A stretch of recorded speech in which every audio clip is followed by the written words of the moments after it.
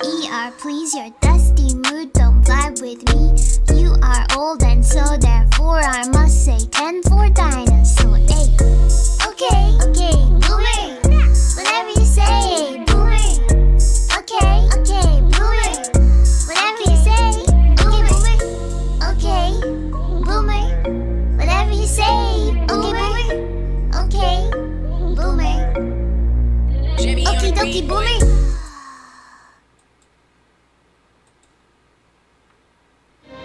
What about us? We'll always have Paris. We didn't have, we lost it until you came to Casablanca. We got it back last night. When I said I would never leave you. And you never will. Oh my God. Is that for real? That was awesome. Happy Valentine's Day, honey. Thank you. Happy Valentine's Day. Happy Valentine's Day, chat. Hey, chat. What's going on, guys? It's Saturday night, and I am like drained. There's Jilly. Hi, Cirrus. Karen It's Daly. the weather. Oh my God. I'm like Cook, Brett McKinney, Al Walski. Oh, we got the family in here. Nice. Yeah. Welcome, fam. Yeah, shoot, man. We got CB Oglesby over there on the Natural Progressive Roar Live. Welcome. So, yeah. So, Welcome, Rockfin viewers. Yeah, Rockfin. I don't have Rockfin up. I'm going to have to pull I'm that trying to get in right Yeah, now. we want to get in there, and we want to continually thank everybody that has helped us out over on Rockfin. Rockfin's growing amazing right now. Yeah, it is growing. We are at 1,069. Hey, Chris Foster. Chris, what's up, dude? Pat, the Batman fan. I heard you've been singing a lot. I'm excited to have you come on. Yeah. Pat, did you get that fixed, Pat? I have got it up. I've got it up, Chanda. What do you think of my attire for tonight? I love your new persona. Yeah, I love it. that's- This is Steampunk Boomer. Steampunk Boomer. That's what they tell me. I have no idea what I'm doing, but Oz has the 4 non-blondes look going on. I said, hey. Peace of Steampunk Oz and beautiful Ms. Chanda. Yeah, Aw, thank you. thanks. Thank you, guys. Anyway, yeah, I'm gonna go steampunk when I can. Not every week. I don't want to wear out a good thing, but I will be doing variations. This tie is really cool because it's got all the gears from the watches that I lost over the years. So I love your OJ glove too. you like that OJ glove? This is supposed to be steampunk too, except these costumes, these outfitters, they have mannequins that are like teenagers over there, and but I'm Right. somebody's. I've ordered a few things online. Yeah. So we just want to keep it up. We never want to fail. You're a steampunk monopoly guy, is what that says. That's what I need. Watch out, they might turn me into a steampunk Lego one of these days, and that's going to be hard to spell. So, especially when you step on it. yeah, and this is I was talking to Chanda. This is what me when I was 21. So you Big old guns. yeah. Oh, you got a back in the day. tattoo. You already had all these. I wanted to put other names on there, but I couldn't get them to go over the video. That as long as there's not a Karen on there, am I? No Karen. I was going to put other independent media names on there. Oh, okay. All right. That would be, yeah, we can work on that. We're still working on the animation, folks. Right. We're working on it. Yeah, don't give up hope. It just takes a long time because we're doing 50 things at once. That's right. Yeah, shoot, man. Looks great, Oz. Thanks, Brent. I appreciate that. Looks great, Chanda. She's got the kitty cat Thanks. face there. Oz with guns. Yes, I did. I started out when I was in high school. I was into weightlifting because I had bad knees to start with. So they wouldn't you let were me that play. guy, huh? Yeah, and it was all male school. Oh no! So, but yeah, it was quite. I should make Oz do an accidental activist. What do you guys think? I would love to hear your full story. Yeah, just don't tell the FBI to watch. We're already on their list. Come on. Shit. If we're not, we're doing something wrong. Yeah, I'd love to do that. And you've got like a mile long list of people you're going to have on there one of these I days. know we've already got a lot of people that have said, yeah, that they want to do it. We just got to schedule them. So. Yeah, for sure. I first of all, a happy Valentine's Day to everybody again. I hope you guys are staying warm out there. It's so cold across the country. Yeah, I did a swan dive off my back porch today into 16-inch snowdrift because I forgot there were stairs. Yeah. So here I am flying off the deck, and my dog is standing there going, "God, that was stupid," you know. So. Anyway.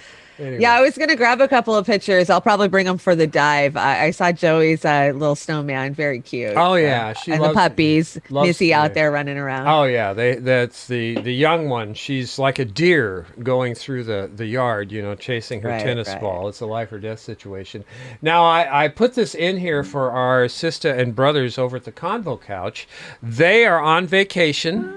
And they they are surfing. They're couch surfing. And I don't know where they're couch surfing, but that's commitment right there, wouldn't you say, Chanda? So you know, on behalf of them, I don't think they'd mind me wishing you all happy Valentine's Day while they're having a blast. So, but yeah, Combo Couch, our sister and brothers over there, and like I said, we're on the ride with them till the end because they have been on it. And we agree, so that's where we go. We are rider dog road dogs. Yeah. So how has your week been, Chanda? Has it been breathtaking? Oh my gosh, we've had snow all week. I mean, we got snow a couple of days before everybody else did where we live, but I live under a big mountain. I live in what they call the rain shadow. So there was a big blue hole over us last night. Everybody else in Western Washington got pounded with snow. I mean, I'm hearing reports of 2 feet in some places, and we got maybe 3 inches on top of what we already had. So the roads were fine, and I'm kind of thankful that we didn't get it as bad as everybody else. Yeah, this is the most snow I've seen down in this area ever since I moved down here. It's a good 12 inches with 3-foot drifts because the wind the wind was gnarly last night. Yeah, you know, and you know, I'm kind of worried about my roof, but I was out in the studio, the back house, the actual live studio where people come, and I've got solar panels up there, and the snow was about 1.5 feet thick. And I opened the door, and it just slid off the roof. And my wife said, "That almost got you." And I said, "Yeah, it almost did. Somebody's looking out for me." So I would have been her new snowman if that had happened. So anyway, Redneckonomics likes the costumes. She likes my costume. That's a badass costume. Thank you, Stevie. Stevie, are you available for Monday night? We're going to do a Monday night dive, and love to have you on. Let us know. And I don't know if Mrs. Carter's here yet. But you got that message. I got a message this week about a woman who wants to do a show with us, and she is a specialist on cannabis and LSD. Perfect. I know. I was like, hell yeah, I'll help you get a show like that up. Perfect. No, I'm all for it, and you know, this is why. I loved the series Fringe, at least the first 4 seasons, back in the early 2000s, I think, with Anna Torv and John Noble and Joshua Jackson. Walter Bishop's character in there, he was smoking from a bong, he was taking LSD, and his character was portrayed it great. It was just kind of like college all over again. What do we have here? Is it today's the big day, right? Did they impeach Trump or what? Well, no, not impeached at all. At all. So what a waste. And the United Spot did a piece on that, right? This is before the acquittal came in. I mean, the acquittal came in this afternoon, so this was already on the deck, but it's hilarious. And then we'll go into the acquittal. All right. Stevie said, "Yeah, sounds great. She'll be there." Okay. All right, Stevie. Yay, thanks, we'll Stevie. drop you a link around 6 p.m. Pacific. I'm Ryan Seacrest, and this is Impeachment Court. Good morning, and welcome to day 2 of Impeachment Court. Like sand through the hourglass, and so are the days of our lives. This is Nancy Pelosi, and these are the days of our lives. Today's secret word is moist. I would like to introduce my special investigating team. we have OJ and Johnny Cochran. If the glove don't fit, you must acquit. I'm absolutely 100% not guilty. Relax, OJ. You're not on trial. Up next, I would like to introduce Mr. Crockett and Chubbs. How you doing? Hey, where's my alligator? Oh, Miami Vice was my favorite show. You guys are getting me so moist. Everybody, shut up! This is serious. I need all of you to act like adults. I know you are, but what am I? Quiet!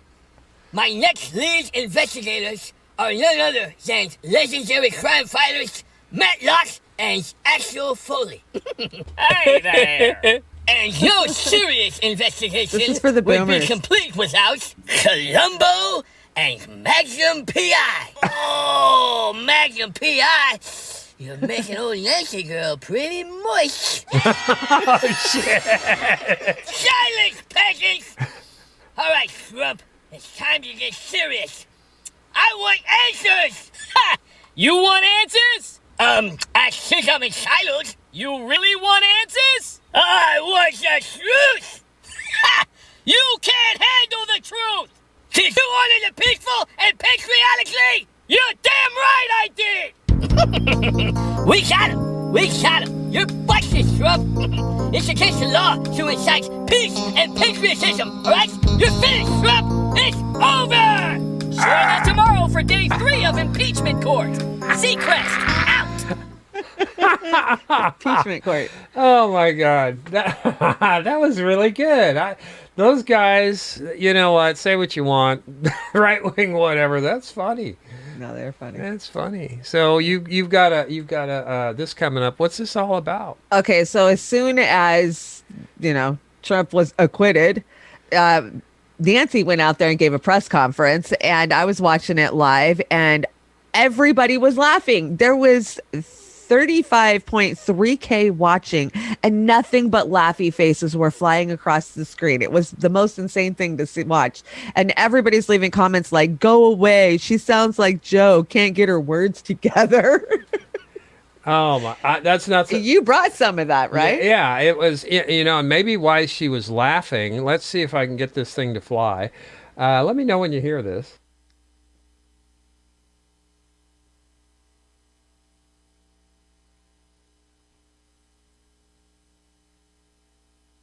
I think our country needs a strong Republican Party. It's very important. And for him to try to have it every which way. But we will be going forward to make sure that this never happens again in terms of to investigate and evaluate what caused this, and both in terms of the motivation, but also in terms of the security that we have to have as we go forward, recognizing how inflaming even some of our elected officials can be. Could you make any of that out other than we need a strong and vibrant Republican Party? Yeah. What the hell? What the Why? They're such a colossal failure. I mean, this is just fucking disgusting. What a waste of time. What a waste of energy. They could have been working on getting this goddamn stimulus passed and out the door, even though they're going to rip us off for 600 of it each. This is just disgusting. Well, again, the only reason that they want a strong and vibrant Republican Party is they need their boogeyman, right? Right, absolutely. But the thing is they're jumping ship so damn fast. I've got a report further down in the deck about the Republicans. They're in serious trouble. Everybody's leaving their fucking party. And they're saying inside the Republicans that they can't win in 2 years. But with the Dems being the way they are, wow, we are screwed. This country is so screwed. Both parties are ridiculous. I don't know how the Dems can win. I mean, unless Exactly.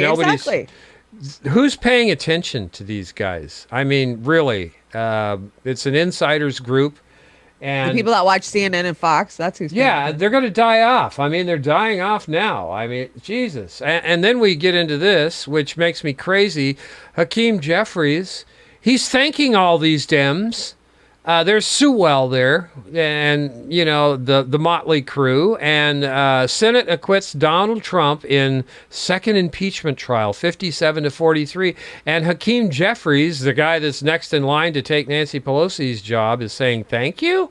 Yeah, Thank you for what? Thank you for fucking what? Yeah, it's unbelievable. Yeah, peace stuff. Slur. Yeah, yeah. Such a slur Yeah, monster. it's incredible. And again, I don't get it. So they're burning. These politicians are in a league of their own when it comes to the corruption, the disgust, we got to have bipartisanship. Yeah, they're very bipartisanship behind closed doors. They're all one party. I was watching the Night Stalker documentary over on Netflix the other day when I got my tooth out. And I was shocked that Dianne fucking Feinstein was the goddamn mayor when all that was going down.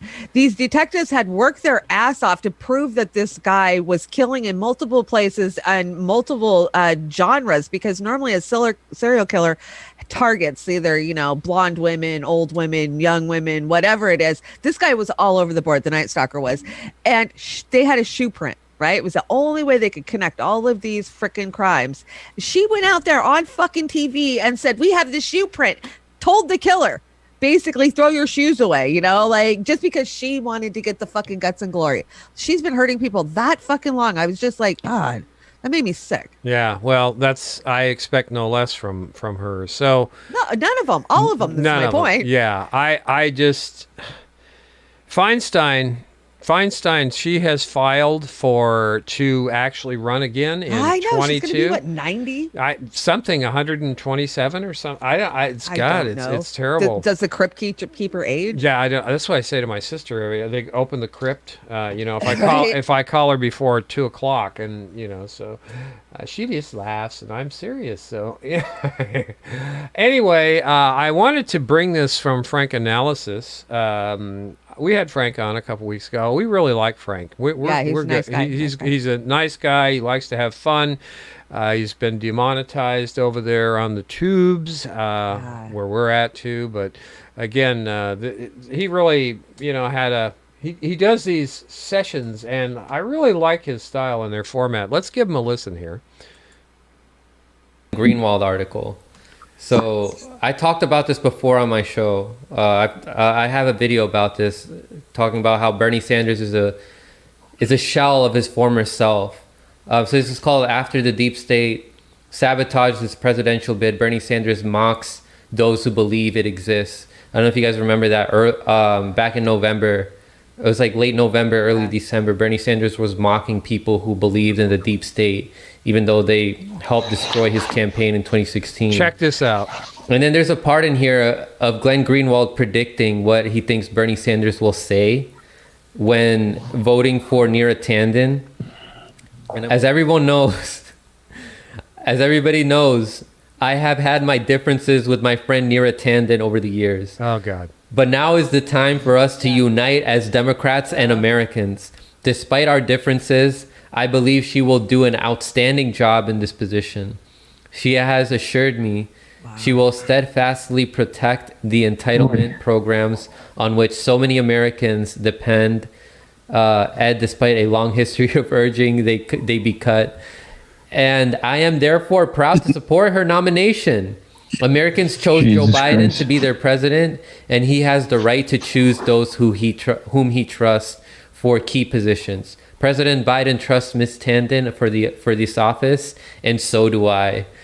And then Glenn Greenwald says, I do not know if that will be Sanders' position, but the fact that it is so easy to imagine him speaking those words about one of the lowliest and most unscrupulous neoliberal operatives is revealing and depressing.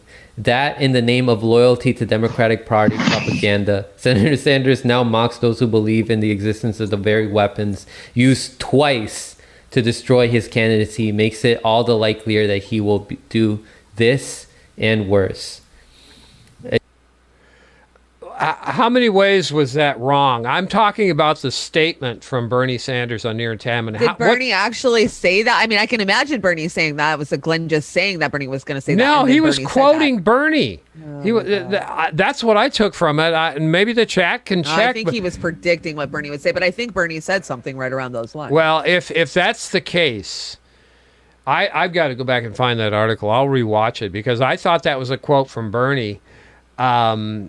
if it isn't, I apologize. But using the term entitlements and outstanding job from somebody who's not even qualified to do this job. Right. If Bernie said this, he just burned himself to the ground. So we need to. I will bring this to the dive Monday night. Do not kill this slide. If Bernie you be so burned kind. himself to the ground a long time No, ago, this is just disgusting because not just has she attacked.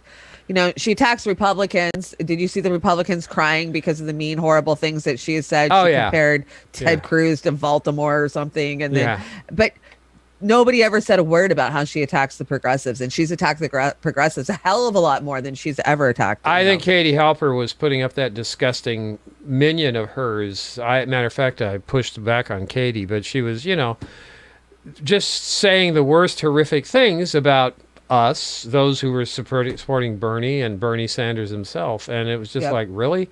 So, and she was involved with that, her little minions group, and I'm so done with this crap. To unite, I can't get over that quote. I've got to find that article. I apologize. I messed my due diligence on that. I should have checked the article. I just assumed that was a quote from him, that if she does get elected, that she will do an outstanding job. Yeah, so the burn is gone. I will bring that Monday night dive. Stevie, you caught that. Run it back and see if you can come up with something on that. Because I don't know, Jilly. Maybe. That's crazy. That is crazy if that was contextually wrong. But you brought this. No, I think that Glenn was saying this is what I think Bernie's going to say. God, I hope you're right because, and I don't even think that. God, it didn't sound like something Glenn would even throw out there, but anyway. Yeah, but Glenn's getting more radical now that he's out on his own, and I'm really loving it. Yeah, I love this Valentine's slide. Now, this is Neera Tanden right here. Yeah, Neera. And that's Bernie, and they're on the Titanic, which is more... So true. It's so true. So true. And they've got their cheering section down here in the corners. They've got Happy Valentine's Day from Willow and Oz there, and then we're down there in the corner. But this is just kind of like revolting in so many ways. Yes, it's a true love story. Yeah, isn't it? it is. It's terrible. And what are you going to do? What's the chat going to do? What are you guys going to do? What is your position going to be as far as Bernie Sanders, your feelings about Bernie Sanders, if he actually does vote to confirm her and does speak in those terms that that she's what is it any worse than him not bringing up the the things I'm not allowed to say on GooTube during 2016, the election odds. Yeah. Come on. He doesn't talk about it. He never talked about it. He never protected the progressives. He always let them, the Dems attack us in so many different ways. Remember the times when he was like trying to tell the Bernie bros to calm down? There's no such thing as Bernie bros. That was made up by Neera Tanden. Well, when he was doubling down on the Russiagate bullshit. Russiagate. There's tons. Julian Assange, silence on Assange. All of it's disgusting. Yeah, and that's why, a lot of people, just said to hell with him after 2016 because he basically shepherded. I gave him till this summer when he dropped out of the races. When I was done, I knew, I gave enough. I gave it all. It can't be fixed. The Dems can't be reformed. I physically went there and saw with my own two eyes. I physically tried. Nothing that Bernie has asked us to do can physically be done. Well, and some of our candidates, at least locally, if not nationally, are talking about we need to get in there and take the Democratic Party back to the FDR era. And I hate to tell you, folks, no, it's not going to work. The Democratic Party has to be totally broken up, just like these monopolies do, just like, Amazon and Silicon Valley. You have to break up the Democratic Party, and I know it's apples and oranges, but an entity that powerful in political dialogue and having partnered up with Silicon Valley, with owning the media basically and burning the orange guy down, which is, that was their mission, and normalizing corruption. That's the thing that's normalizing corruption. So again, good luck with that. But I want to see people get their energy on the issues, exactly on the issues, and hold these candidates before they even get into office, or if they're an incumbent, definitely tear them down. But hold their feet to the fire ahead of time. That's it. That's chilly in here. That's where I'm at. It is chilly, Willie. It's chilly in my house. We've got some friends in Kansas City. They said it was 16 degrees, minus 16 degrees centigrade. So that's like hellaciously cold in Kansas City. I brought this. You brought Jesus? Yeah, I brought Jesus. You brought Lee Camp? No, I should have put Lee Camp in there. Christ Jesus, please explain to the Democrats that $1,400 is not $2,000, no matter how they spin the lie. Amen. I think you could make a great Uma Thurman there. I agree. Where is that $2,000? Where's it at? They've been busy trying to take Trump's rights to run away from him, because that's what this impeachment was about. They wanted to be able to go after him so he can't come back into politics ever again. I believe it's really the bottom line. It's why they were doing this. Well, that press conference this afternoon with all the laughing, it was hilarious because they said a whole lot of nothing.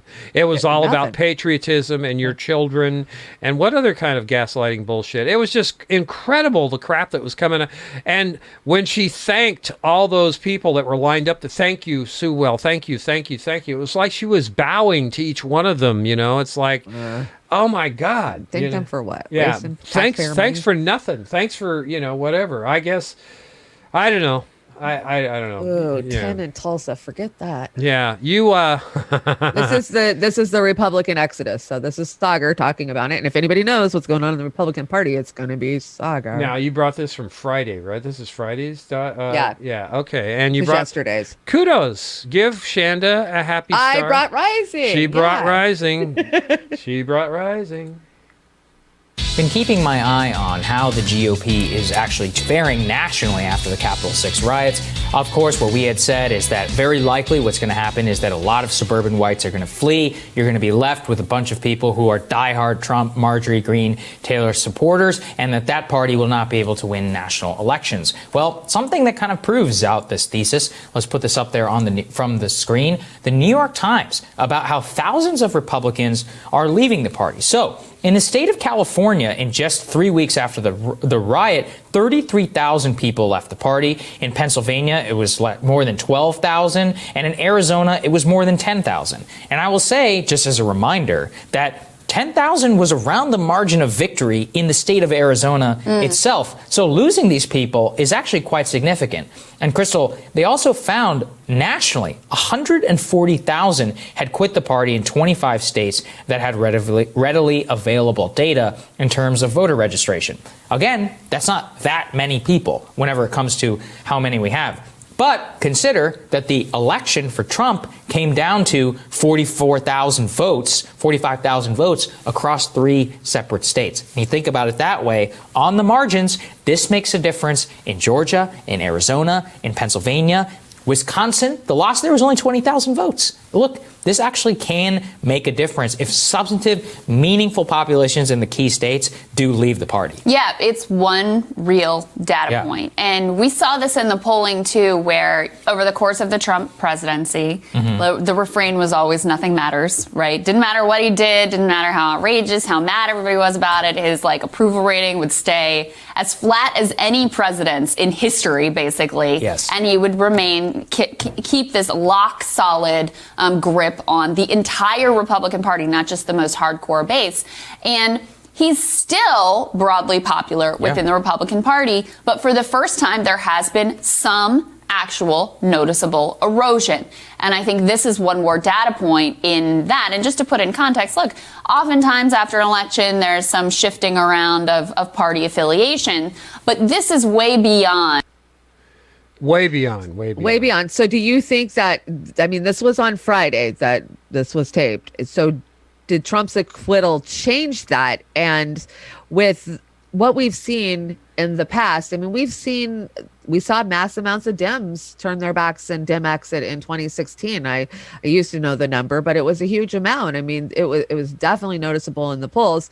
And does that, with the neocons and the neo-libs coming together now to take over the Democratic Party, does that leave the Republican Party with the extremists like Trump and all the nationalists and the ones that and then leave us out in the cold on the left. I mean, that's the way I kind of see it. Is that? Well, yeah, and this is, to me, this whole thing has been performative. What's happening here to me is the Democrats, on par with 1990s style campaigning once again, right? Always have screwed themselves by even doing this thing. Instead of, they could win the whole country over and say we're going to try and impeach him, 14th Amendment, whatever.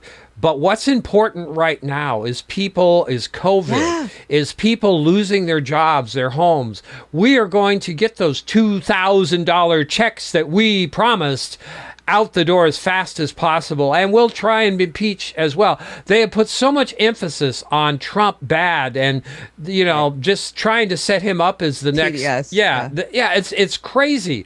So, in my opinion, what they're doing is they're solidifying all the people that have TDS that are following him now, and trying to scare everybody else into the next election cycle. Oh, if you don't vote for us, you're going to get another Trump, and they're going to start that right away. They're not going to wait a year. They're going to keep this ongoing, like they did Russiagate, like the Republicans did with Benghazi, which I think has more credence than Russiagate at this point. Right, I do too. I absolutely believe there's more to Benghazi. Yeah, if you want to compare both of them, Benghazi, definitely more than Russiagate, because that's pure McCarthyism. But to answer, I hope I answered your question. I think they're screwing up because we are going to see people without health care grow tenfold. We're going to see this. I just read where. How fucked are we going to be when the Republicans, neocons, are hand in hand with these Dems, that the neo-libs that just left the Republican Party? Well, they're going to be even stronger at crushing us. Well, yeah. I mean, the just like Pelosi said, she wants a strong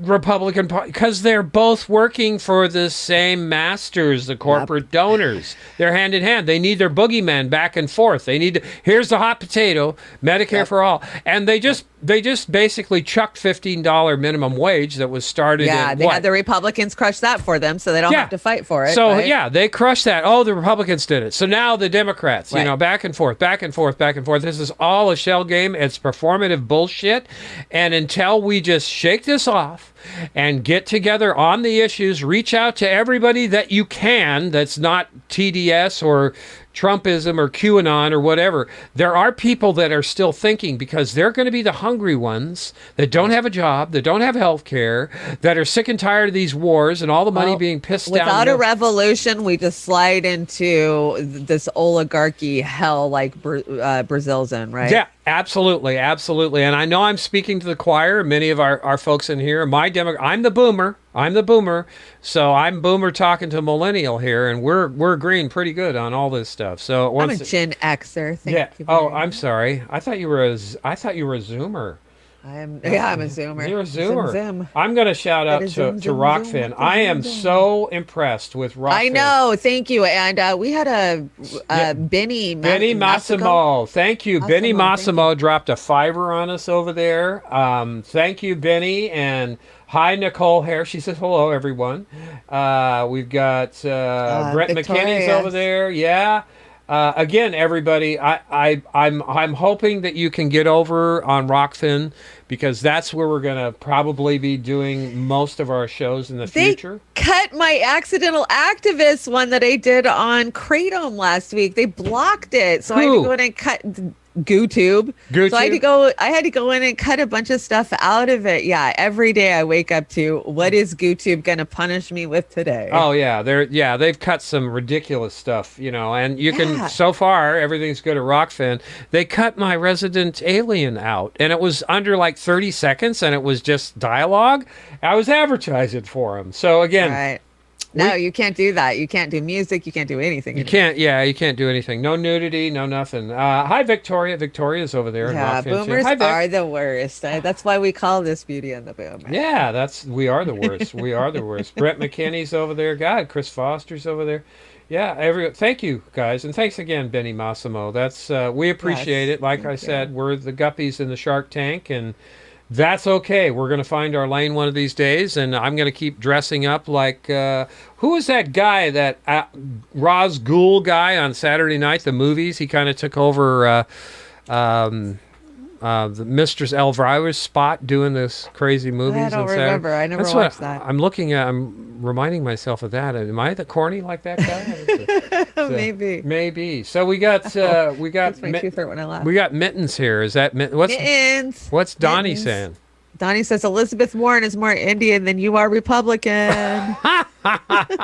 And that connects. That connects with the base over there. That's, Mittens, weren't they, when the Capitol riots happened, weren't they screaming hang Pence or something? Weren't They were. That's what Pelosi says they were saying. I don't know if I haven't seen tape or video that says that. I'm not buying it. I'm kind of like, just because it came out of Pelosi's mouth doesn't mean I buy it. Yeah, I get you. Now we've got some useful idiots. Oh, Snorky.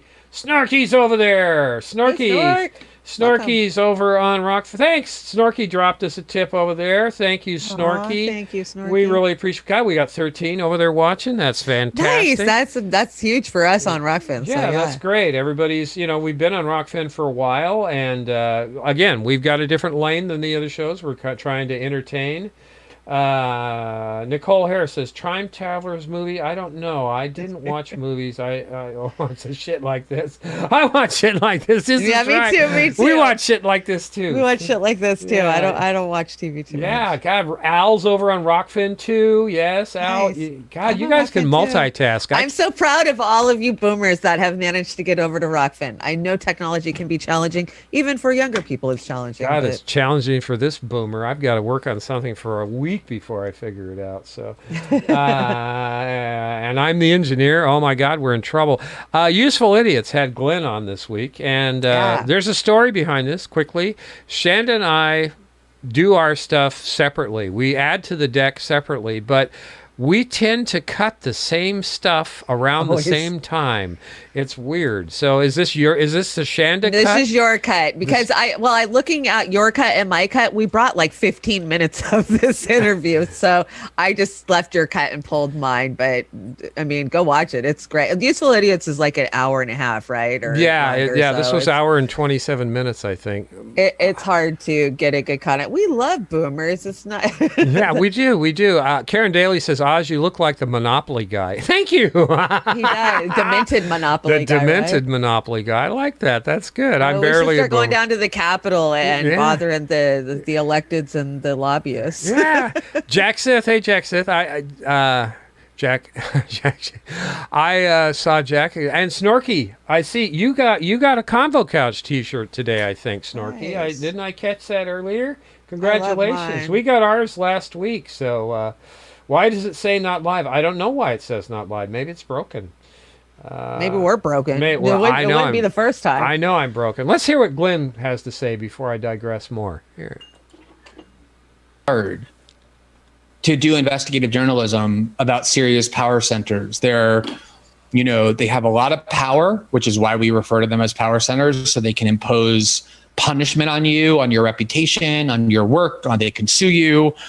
It takes a lot of work because they're typically protected and shielded by PR people and propagandists and secrecy. And journalists who work online have a lot of pressure to generate retweets and, clicks. And so to take that time to go, there were times during the Snowden reporting when there'd be like 6 or 8 weeks between stories because it took so much work to work on. And I wasn't on Twitter tweeting that. I wasn't generating clicks for The Guardian. The environment has changed a lot now. So it's just hard. Whereas saying, hey, this guy used a racist meme, that's super easy. People love it. They get excited by it. So it's just taking the easy path instead of the hard path. That's the superficial explanation. I think the more important and deeper explanation is that, and this is something that, I think has not been sufficiently appreciated, and maybe I haven't even paid enough attention to trying to identify and describe it, is that during the Trump years, American politics changed so radically because Trump became the singular and sole prism through which people evaluated where they resided politically. So that if Bill Kristol was opposed to Trump, it meant that Bill Kristol was your ally. No matter what else he might think, he was opposed to Trump, and that's all that matters. So there were this whole series of institutions: Wall Street, Silicon Valley, the CIA, the FBI, the NSA, the security state, that were deeply opposed to Trump. Russiagate came out of the CIA. All those guys like John Brennan and James Clapper and Michael Hayden, became among the leading denouncers of Trump. Robert Mueller, who was George Bush's FBI director after 9/11, obviously became a symbol of it as well. So it took all of these journalists whose principal job is supposed to be adversarial to these institutions, and it enmeshed them in these institutions because they looked at the CIA and the FBI and Wall Street and Silicon Valley as their partners. And they were their partners. They were working together for a common cause, which is to destroy Trump. And they were getting, those institutions were using these journalists to feed them the propaganda that they wanted disseminated, which is beneficial to those journalists. So they had a very symbiotic relationship. And they got trained, especially these younger journalists whose history begins in like 2015, whose knowledge of history begins in 2015, to view these institutions not just as benign, but as noble. So they have no interest at all in going and investigating Goldman Sachs or derivative traders or short sellers or hedge funds or monopolists in Silicon Valley, let alone when do you ever hear on CNN or MSNBC or in the New York Times op-ed page anyone ever talking about the evils of the CIA ever? It's not even on their radar. It's not on their radar. They're obsessed with the Proud Boys and QAnon and, like meme makers on 4chan. Those are the power centers that they care about. And all of the others are ones that they're in bed with and aligned with and captive. Yeah. Yeah. Did you hear about the Proud Boy who said today that he's going to prison? He detests Trump and he's going to prison while Trump sits in his luxury palace or something like that. So they're starting to realize that they got fucked over and used. Well, and now yeah, they're the ones that are going to go to prison. And Glenn's point there too was, and he was kind to some of these younger journalists that effectively started in 2015. Right. But they are so myopically focused on garbage, trash news instead of doing investigative reporting. I mean, I grew up and it was investigative reporting. That's before they made news, entertainment, and put it in the entertainment section. Right. We don't have tabloids anymore. No, it's just, this is just as crazy. But what happened was the thing that stood out in that piece to me was him saying, like, Bill Kristol, the enemy of my enemy is my friend. My friend, right. What the hell? Bullshit. Yeah. That is not your friend. This is why, again, the Democratic Party, just because they hate Trump doesn't mean they're working in your best interest. They're working in the best interest of their donors. So yeah, exactly. Any of these, and these Hollywood people, oh my God, we're going to have to do a whole different show. Let's do a show on Hollywood just to waste some time. Some night when we just want some mindless, dumping on them, because these guys in Hollywood are part of the problem. They have a very huge part of the problem. High profile. They have a huge following, and they're basically putting shit in these people's brains as far as how to go. And I'll say Rob Reiner is probably one of the worst, and I think that Rob Reiner, Alyssa Milano, Deborah Messing. Yeah, I mean, they are terrible. Crazy and politically. Whoopi. Oh God, Whoopi. Dr. Jill Biden. Joy Behar. Yeah, I mean, I could go on all freaking night. Yeah, it's just really, you guys. Meanwhile, we got Julian Assange rotting away in Belmarsh. We got people losing their homes. They could give two shits because they don't see care about this stuff. They're bitching about the damnedest stuff, and primarily it's Trump.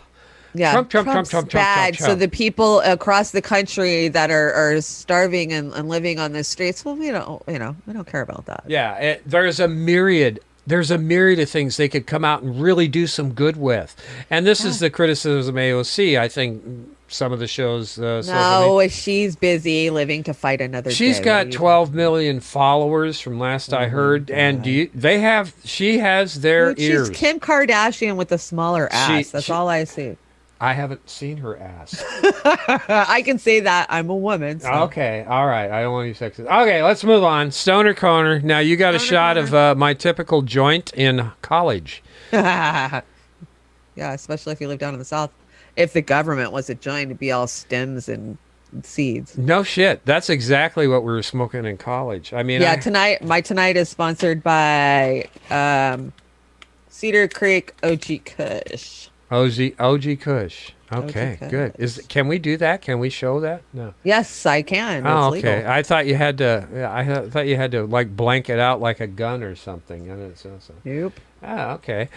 This is kind of scary. I want flowers on the 14th. So then die on the 13th. Yeah, that's hilarious. is that Wednesday Addams or is that Wednesday, yeah. Yeah, that's good. Yeah, that's the way to get them. I think. Now, we had a horrific accident down in Texas, right? Yeah, this is Fort Worth. And, I drove through Fort Worth a couple of times in my life. The first time was in the 90s. And I never will forget it because when I hit that expressway going through Fort Worth, Dallas, I had to have been doing 100 miles an hour in the very fast lane. You're just trying to get through the city. So you're staying riding fast. The cops were passing me at like 120 and not even batting an eye. It was the fastest I've ever seen people drive through a freaking city. And so this does not shock me at all. But they had major black ice from this polar vortex.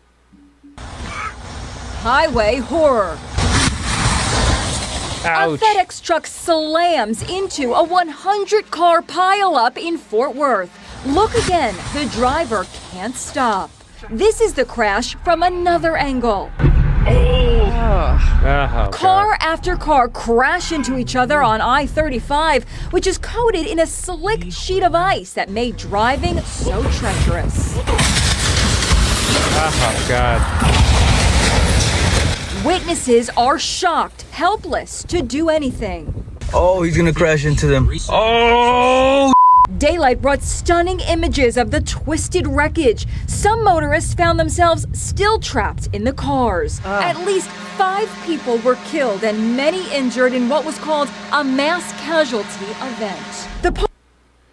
That's that's your worst nightmare right there. That's awful. It is, and they're not used to ice being on the road. Black ice, you can't see it. I did a long time of long haul trucking, so I know what it's like from a long haul's perspective when you're out there.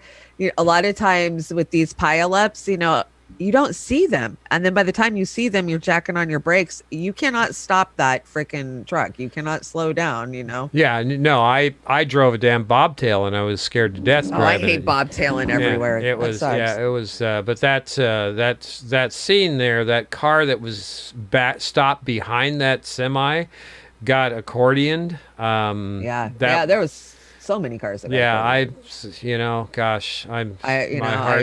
heart goes out to the families and those slow down people out there. The roads are terrible right now. Yeah, that's the other thing too. If anybody that has common sense, when they get that icy, don't be going 40, 50, 60. Try 20, 25, 15, Well, I don't know. I was out on the roads Wednesday. I had to go out for this dentist appointment. We had quite a bit of snow on the ground, but I wasn't canceling the appointment. And it's the people who can't drive in the snow that are out there driving in the snow that scare me more.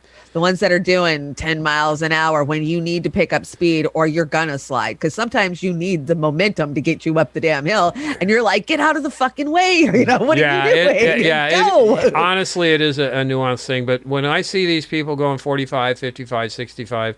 Oh, yeah. Way too fast for conditions. Yeah, I mean, rule of thumb, just slow down. And if you haven't had the experience, I grew up in Oregon and I drove in a lot of skiing. I love driving. And Karen Daly says, stay off the fucking road. Yeah, just stay home. Stay off the road. So I want to scroll back here. Stephen Sheehan, Stefan. Yeah, God, that chat's flying. I can't even catch up with it. Yeah, we got so many chats flying right now. Beauty awesome. and the Boomer After Dark, 2/13/21, Saturday night post-impeachment apocalypse party live. I like that. I'm going to have you start writing the titles. Yeah, we need you to write our titles. Holly Horn says, stop making sense. Oh, my God. Damn it, Oz, you're making sense again. Hi, Gamer for Life. How are you this evening? Anyway. Benny Massimo, every one of these blue check actors should be asked if they think Americans should be asked Do they support Medicare for all? If they don't, we should boycott them. I agree, 100%. I agree. 100%. 100%. As a matter of fact, we have made the case here where... You support Julian Assange. Nope, okay. Yeah. Boycott. Yeah, I mean, I'm done. And if you don't... Medicare for all is my ultimate litmus test. If you are not for a fully funded universal health care system, which is a Medicare for all type model, except much better, then don't even talk to me. I'm not going to do it. Matter of fact, I'm going to campaign against you. Right. So that's where it's coming from. We have got to stop trying to say we hold their feet to the fire after they get elected. Look what happens when that happens. Yeah, right. That worked out really well. We're the ones that get held up feet to the fire. This is a cute meme. Why does the human slave keep stealing my poop with a tiny shovel? Yeah, I mean... I put my cat ears on and my cat was looking at me like, what the fuck, bitch? You ain't a cat. You know what? And my poor girls, I've got two large, I got a Kelpie and I've got a lab mix.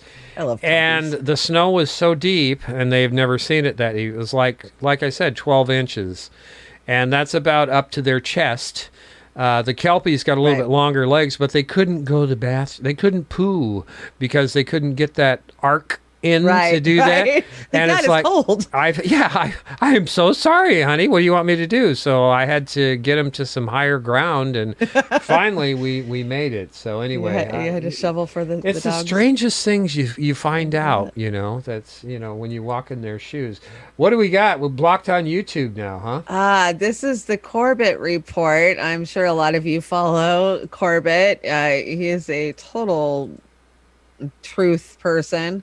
Anyways, he finally got blocked on YouTube. I'll let him tell you in his words. You got to be kidding me. They blocked him?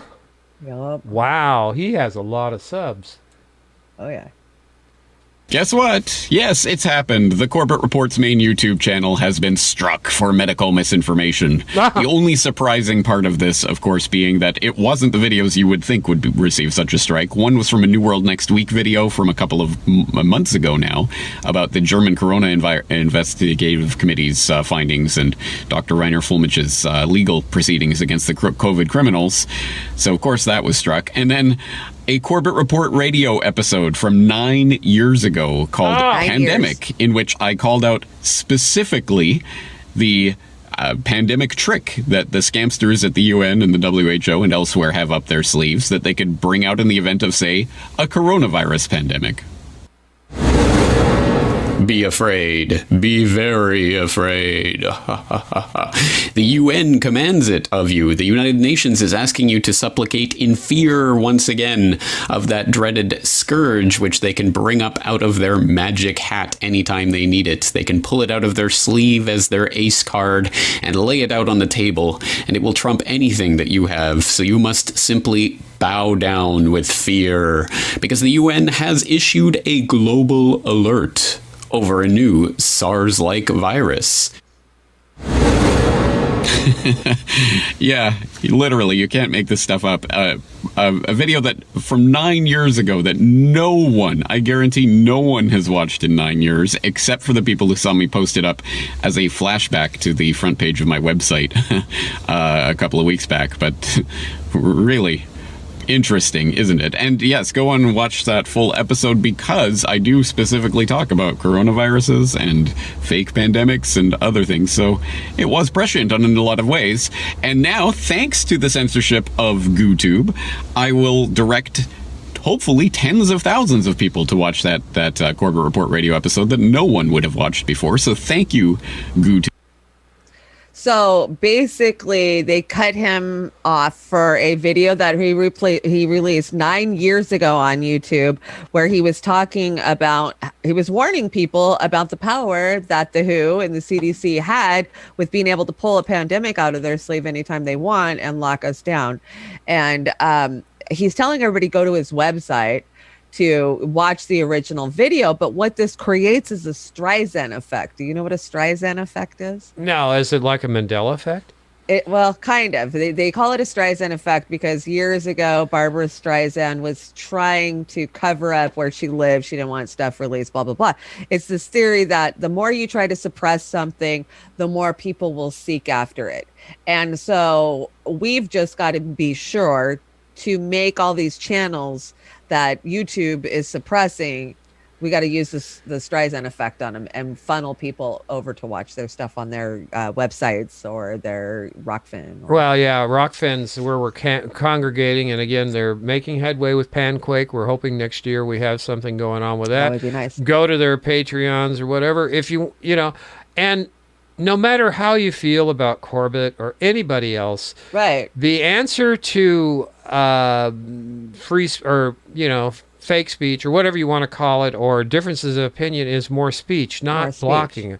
You cannot do that. That's we're because the arbiters are the ones that are going to have the most speech all the time and their message. So again, it's crazy. Yeah, I mean, there's a difference between hating speech and hate speech. Yes. And that's the difference, the line that's been blurred so much lately. It's just because you hate what somebody is saying doesn't mean that it's hate speech. No, absolutely not.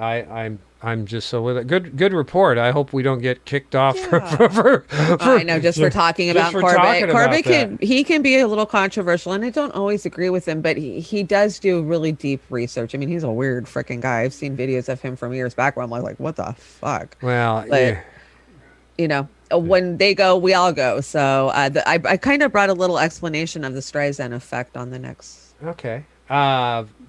Vic wants to know what we're drinking. She's drinking Jamaican rum. What are you drinking? Jamaican. Vic, I can't drink anything because this mustache I got, it kept catching on the lip of my glass. So I would have had to use a funnel or a beer bong to drink. So that's what happened. Sorry. And again, thank you for hanging over on Rockfin and getting that supported. And thank everybody who's on YouTube too. Really, really appreciate it. Just wherever you can watch these shows and support our sisters and brothers is great. Streisand effect. Oh, you're going to love this. I think it's got an AI voice. Oh, great. More AI. You love those. I want to hear the AI voice that says, I'll be back. The Streisand effect is the phenomenon whereby an attempt to hide, remove, or censor a piece of information has the unintended consequence of publicizing the information more widely, usually facilitated by the internet. It is an example of psychological reactance, wherein once people are aware something is being kept from them, their motivation to access and spread the information is increased. It is named after American entertainer Barbra Streisand, whose 2003 attempt to suppress photographs of her residence in Malibu, California, inadvertently drew further public attention to it. Similar attempts have been made, for example, in cease and desist letters to suppress numbers, files, and websites. Instead of being suppressed, the information receives extensive publicity and media extensions such as videos and spoof songs, often being widely mirrored across the internet or distributed on file-sharing networks.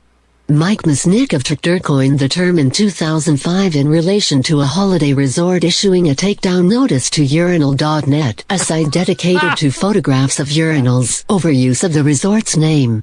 How long is it going to take before lawyers realize that the simple act of trying to repress something they don't like online is likely to make it so that something that most people would never, ever see, like a photo of a urinal in some random beach resort, is now seen by many more people? Let's call it the Streisand effect. Mike Mesnick. Well, that makes sense. Victoria tipped us $5 over on the Rockfin. Hey, Vic. Thank you, Vic. That really appreciate it. Yeah. Nice to see everyone on my snow day. Thank you, Vic. So everybody get out there and do your best Streisand, man. Funnel people away from the GooTube. Well, it's going to be, honestly, we're who we have, and it is family. It's going to be family, friends, neighbors, people that we reach out to. And if we don't talk to these people, at least talk to them, give them a chance. Wouldn't you want a chance if you had a difference of agreement and, wouldn't you want people to give you a chance and hear you out? Yeah. Really. I mean, that's the way it is. By the way, the AI on that, they need to invest a little bit more than $25 and maybe bump it up to $100. Yeah, even our AI on our programs are better than that. Yeah, I mean, and Chanda and I are going to actually be AI voices. I've got a contract with Plantronics that when they turn on their earpiece now, it's going to be phone on. They're going to use my voice. It's going to be Oz. Yeah, it's going to be Oz. It's going to be phone on. God damn it. Anyway, oh, God, do you have to do this to me? There, Pete. Pete, this is the last thing you see before you're shoved in a trunk. Yeah, he's a fucking psychopath. Oh yeah, I've heard people that have seen him. He's like a psychopath. That's what they say when they see him up close. Yeah, he's like freaky. He is an animatronic reject from Disneyland. It's just really wow. Poor Pete. You got our friend Daniel up here. What's Daniel going on? I honestly don't remember what this clip is. I don't think it's Daniel. I think it's Kit, but I can't remember why I brought it or what it is. Let me take a look at this. It's been a long week. Yeah, it has been. It's but we love our friends, our brothers over there. Our brothers and I'm sisters. sure it's good if I cut it and brought it. So. Yeah, Hardlands Media. Kit and Daniel. We're going to move on now to our next story, and this is something that's going to boil your blood. And again, it relates to the midterm election cycle. And, Democrats, you have control of the presidency. You have control of the House and Senate. But now you're just walking in it. Like, Chris seriously. Foster, check him out. Everyone. Senator Christine Sima on Friday joined fellow conservative Democrat Senator Joe Manchin in opposing the inclusion of an overwhelmingly popular $15 federal minimum wage bill in the coronavirus relief package, falsely claiming that the proposed pay raise for 32 million workers is not a budget item and thus should not be part of the reconciliation measure. What's important is whether or not it's directly related to a short-term COVID relief, and if it's not, then I am not going to support it in this legislation. Sima, Democratic from Arizona, told Politico for a profile published Friday, the minimum wage provision is not appropriate for the reconciliation process, and it shouldn't be there. Sinema's comments come days after the Congressional Budget Office estimated the hiking the federal minimum wage from $7.25 to $15 an hour by... Are you sitting down, Daniel? I'm trying. Are all of you sitting down? By 2025, as proposed by the newly reintroduced Raise the Wage Act, would add $54 billion to the federal budget deficit over the next decade. A finding progressives welcomed as further evidence that the pay increase would have a direct budgetary impact and therefore should qualify under reconciliation rules. But what no one's telling you is by 2025, that minimum wage is going to have to be up higher than $15. It should be $35, $36, $40 an hour at this point. And yes, I'm saying $40. Like enough of this starvation wages. No one should be struggling to make ends meet in this country. That's why I brought it. Yeah. How freaking pathetic and disgusting is it? They've got more Dems stepping up now, and they're saying, oh, well, this doesn't need to go through reconciliation, and I'm not going to support it unless it's just a temporary COVID measure. These people are not representing you. I don't care what side of the aisle. Maybe a couple of them over there are true, but for the majority of them, we started screaming about 15, and they started talking about it in 2010. It's been over. And we passed it by 2013 here. Yeah. It's like, are you kidding me? Almost 10 years ago. Yeah. So again, this is corporate lapdogs doing everything they can to screw you. End of story. End of story. That's it. That's it. Oh my gosh. Yeah, this one's good. Oh my gosh. I love this one that's coming up. I just want to go. Chris Foster.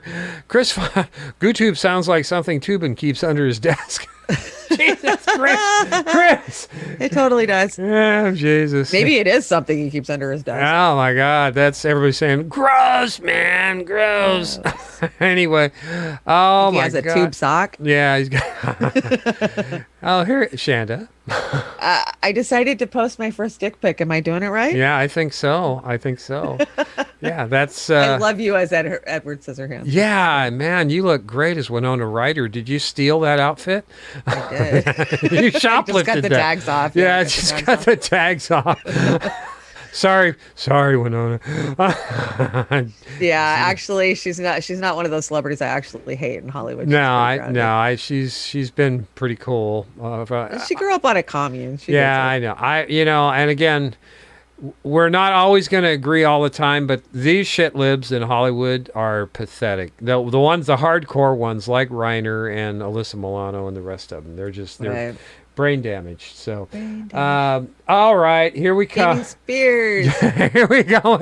All right, this isn't the movie, is it? No. Oh, okay. Snorky said goodnight. I need to go. Good night, Snork. Sleep And well. Jenna Stay warm. Colby. Jenna Colby's over there on Rockfin. Hey, Jenna. I'm going to hang out. We're going to do hair and makeup someday. Yeah, definitely. Brent McKinney dropped us a tip over at Rockfin. Thank you, Brent. We really appreciate that. We got 14 over there on Rockfin watching now. That's Wow, great. no way. Yeah, We've never we're had just- that many. Yeah, like I said, we're the guppies in the Shark Tank, but one of these days these guppies are going to turn into killer whales. You I watch. guess I could turn the Twitch on. Yeah, you didn't turn the Twitch on. What's wrong with you? I know. I got to get better about the Twitch. Oh, God, I didn't turn off the streams the other day. By the way, what was it, Friday? If you guys saw, we were live for like 12 hours. 12 hours or something. Like shit. I'm like, what the hell? Why are we live? Turn it off because Oz forgot to turn it off. Anyway, Jamie Spears. This is. I haven't. Oz scissored hands. Yeah. I haven't. I have not seen this. Shanda says this is. This funny. one's funny. This one's funny. Sometimes he's not that funny. Hey, friend. What are you doing? Making a list of what? Conservatives. What are you going to do with that list? Get them all assigned to re-education camps. These people don't deserve to be in free society. Oh, shit. I couldn't agree more. They're very unconstitutional. The Constitution's very unconstitutional, too. I literally hate freedom of speech. I concur. I can't wait for the day the government tells us everything we're allowed to say, but mostly not say. Like the way big tech is doing it. Oh, and by the way, feel free to take your mask off around me. Thank you, that's much better. Yeah, like big tech, but only the government will be doing it instead. That'll be great. I advocate that they use nanotechnology that acts as a software system that literally controls our thoughts and speech. That way we won't be able to slip up. I also think gloves should be outlawed. Why's that? Gloves are basically pro-gun. They have fingers which allow you to pull triggers. So gloves are killing machines. I think people should only be able to wear mittens. That's what Bernie stands for now. And I also think fingers should be banned, just to be safe. No doubt. Hey, what do you think of Bernie's protege, AOC? I hate Ted Cruz. No, I said AOC. The reason why I hate Ted Cruz is he tried to have AOC killed. Has that been fact checked? Yeah, AOC said it. I blindly believe all her ideas, even the radical ones. They seem so sensible to me because I like her underdog story of becoming a congresswoman. Me too. Before Biden got the DNC nomination, were you ever pulling for Tulsi Gabbard? I was, but then they told us she's a Russian spy. What about Bernie? I pulled for him hard, but then they give Biden the nomination because he's been in Washington for 50 years and he's decades younger than Bernie by 1 year, so that makes him more relatable. What do you think of Biden? Clearly the best guy for the job. I thought so since day one. And what do you think of Trump? You're not gonna believe me even if I tell you. I will. No, you won't. Yes, I will. No, you won't. Just tell me what you think of him. Promise you won't think less of me? Yes. You swear? Yes, I swear. All right. I'm not really a fan. Me either. Do you support BLM? The idea that Black Lives Matter or the organization? Both. Yes. Now, I definitely support the idea that Black Lives Matter because they simply do. But did you know the organization BLM is run by trained Marxists? Yep. I love it. You support Marxism? Because, like, it's synonymous with communism. Oh, definitely. Why? Well, in this case, it just seems like it would be racist not to. But Marxism is basically against the human race. Well, if you do away with the human race, then you've got no more racists. Problem solved. Brilliant. Do you riot on the weekends? Yes, but I'm not so much into rioting anymore. Now I just burn down buildings in a peaceful protesting kind of way. Are you part of Antifa? Yes. I've been wanting to get in. How do you become a member? Well, it's kind of like an MLM situation. BLM or MLM? Portland, can I get into your downline? Only if you guess my favorite gender. Lavender. You're in! What do you think of the lockdowns? Loving them. As an effective strategy against an illness the likes of which the world has never known? No, just as a political ploy to strengthen our party. That was funny. Yeah, that was good. As a matter of fact, I got two new hair pieces I've got to track down. So I love those hair pieces. I love the pony that's on top of the side of the head and the cotton candy hair set. That was good too. Definitely got to rock a side pony. Yeah, I do. I have to rock a side pony. It's better than a man bun. What? You can make it into a man bun. Yeah. Oh God, that'd be even worse. What the hell? Alexandria AOC, she stars in Almost Died Hard, wrong building. Oh shit, that's going to be a good one. I feel an Academy Award coming on. Jesus Christ. Right. Oh my God. Oh God. At least the Golden Globe. Aussie Wizard Hands and Jilly Love says trans Marxist. Oh yeah, we love you guys. We love our chat. You guys are hilarious. Yeah. This next story is just blew my mind. Oh yeah. Then I'll tell my story with super glue after that. Memology. Hey y'all, for those of y'all that know me know my hair has been like this for about a month now. It's not by choice. No, it's not by choice. When I do my hair, I like to, finish it off with the little Got to Be glue spray, just to keep it in place. Well, I didn't have any more Got to Be glue spray, so I used this Gorilla Glue spray. Bad idea. No shit! I've washed my hair 15 times and it don't move. Stiff wear. Woo! My hair. So I'm gonna tell y'all like this. If you ever run out of Got to Be glue spray, don't ever use this.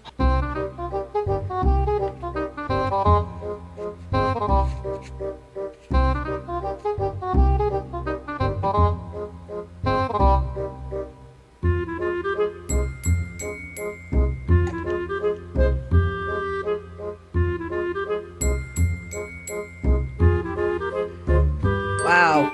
Look at how many. Holy jumping fucking shitballs. Dumber than a second coat of paint. I think George was a little harsh there. I think we need a Darwinian Award for this one. You know what? Man, she's suing. She's made all that money, but it shrunk when it dried and it scalped her. I've seen the pictures of it when she got it off. Yeah. It messed up her head. But come on, you can't tell me there's no warning on the Gorilla Glue spray can that says don't put this on your body. Well, I've got to tell you something. I've used Gorilla Glue in many different applications. They have them for different applications. And that shit is garbage. It does not work. Even the tape doesn't stick very good. So I'm really shocked that she even had that problem, to tell you the truth. I mean, if it was JB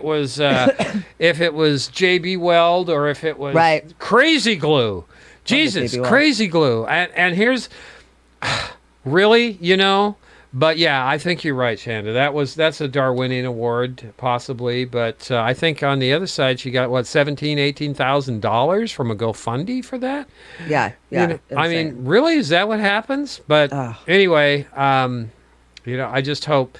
And I'll come back to Medicare for all, please, so you don't have to use GoFundMe's because, to do things like that. How would that work, application Medicare for all? Would they still help you if you, were seriously impaired because of putting Gorilla Glue spray on your head? Medicare for all covers you for all. I mean, it don't matter if you're injured because you're stupid. You're still going to get medical treatment. Yeah. Okay. Well, that's fine. My quick story was I have these glasses, right? And they were like $16. They're readers, okay? But they haven't fallen apart at the hinges. And I've had them for over a year and a half now. But the frame's finally cracked. So what did I do this morning? Okay, I set them on the table here. And I put a drop of Crazy Glue on there. And I left them for about an hour. I come back. And it's like 48 degrees in my freezing house.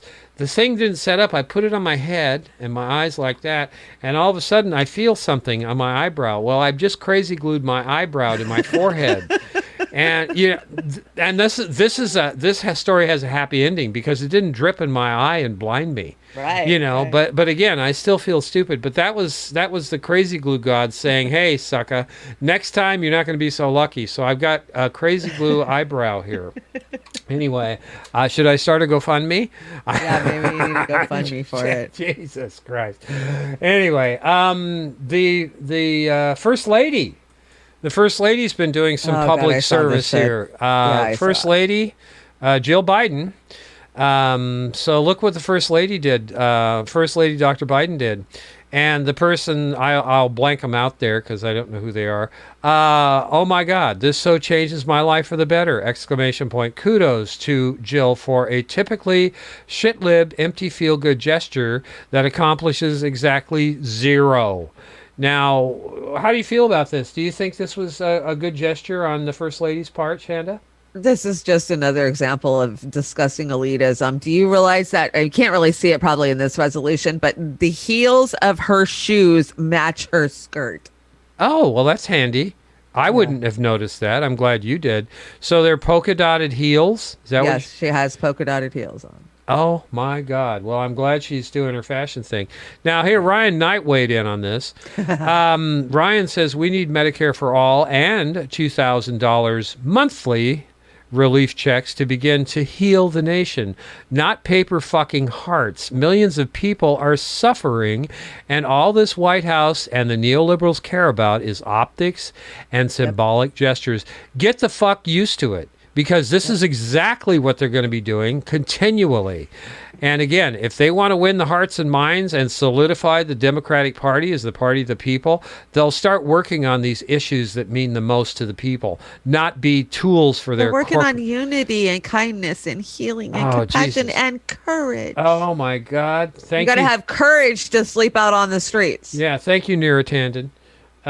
Anyway, somebody fixed these, and I'm glad they did, because we need a more accurate view of what's saying. So this is what it is. Our friend Victory over there. I, for one, appreciate the flautist message with a heart. Joe is starting a war with Iran. I'm glad they fixed that. That is a correction. Comrade Misty agrees, laughing her three heads off down there. Thank you, Victory, and thank you, Comrade Misty. We happen to agree with that sentiment. Yep. So, this one. Can you read this while I bring this up? I want to show this. The only person who doesn't know Kamala Harris will become POTUS before Biden ever notices is Joe. It's like watching a laughing hyena toying with her helpless prey before gleefully going for the throat. I think that pretty, and I see Sister Joe, you're so funny. Sister Chanda there. She did a good job. I added the hyena. She added the hyena. And, just to put this in context, here's the GIF that I got that from. Check it out.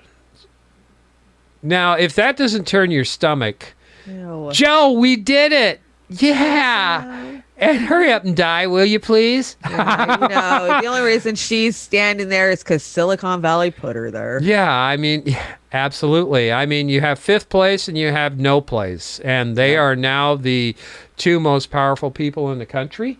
What's wrong with this surreal nightmare? I don't know. What the hell?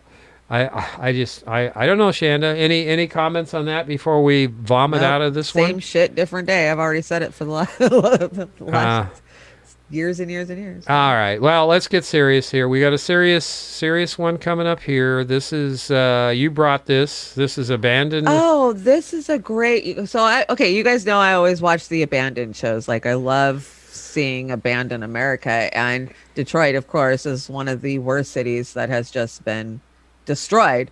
And they go into the old abandoned buildings. So this is a documentary. You guys can watch it. It's called Abandoned Detroit. And this, I believe, is just a couple of the most beautiful buildings that used to be in Detroit. Yeah, I heard Dean Martin's house is abandoned. I saw it. One of my guys I follow went over there the other day and went through it and walked around it. Huh. Very 50s Rambler style, pool in the back. The one in Palm Springs, yeah, I saw it. I'm very up to where everybody's abandoned homes are. Yeah, the stories those walls could tell. Yeah, right? United Artists Building and United Artists Theater. They were separate locations in the same building, basically. United Artists Building was maybe 15 stories and had an old rusty bank vault in the basement, which was really cool to explore and photograph. The United Artists Theater was one of the most incredible and beautiful locations and theaters in the country. This place was phenomenal. It literally was this Gothic structure that looked like it was melting because of all the decay from being abandoned for all these years. And there was no other theater or even location that was built like this in this Gothic sense. Absolutely breathtaking when you would see it. And literally back in those days, you could climb through a window and go in, or through a door. Now, New Detroit versus Old Detroit. Now, you can't even touch that building without the alarms going off and Ehrlich's goons showing up in about 2.5 seconds, if not Detroit's finest. That's the difference between then and now. Now, you can't even do that building anymore. One of Detroit's most famous, or more famous, abandoned buildings, Michigan Central Station. Huh. Yeah, so this is really interesting. They go through Detroit, and I watch this stuff because if you're not aware of the decay of our country, you don't realize what's going on. And that's why I bring the homeless reports too. We've got one further down in the deck, but it really gives you a sense of what dire straits our country is in. I mean, Detroit, you can go 15 blocks and there'll only be one house that has somebody living in it, and all the houses are boarded up. I mean, there's no ambulances, there's no hospitals, there's no grocery stores. There's still people living there, but those things have left. And why have they done it? The trade agreements that have destroyed our country, NAFTA, and have left these people desolate, and we don't care. And our infrastructure, those beautiful buildings, oh my God, they're just abandoned. Yeah, I'm of two minds on those buildings. If they can be rehabilitated into some possible living facilities. Right. But at the same time, Anthony says Detroit here, sticks his tongue out. Nice. Thanks for representing. I think Anthony's following me over on Twitter. Is that you, Anthony? I follow you. I think that's you. But yeah, Detroit is like, it's Detroit. Like Flint. But it's not just Detroit. It's all over. It's all over. Camden, New Jersey. It's in the Midwest. Minnesota, Ohio has these pockets of deserts. I mean, it's Mad Maxville, and it's like growing.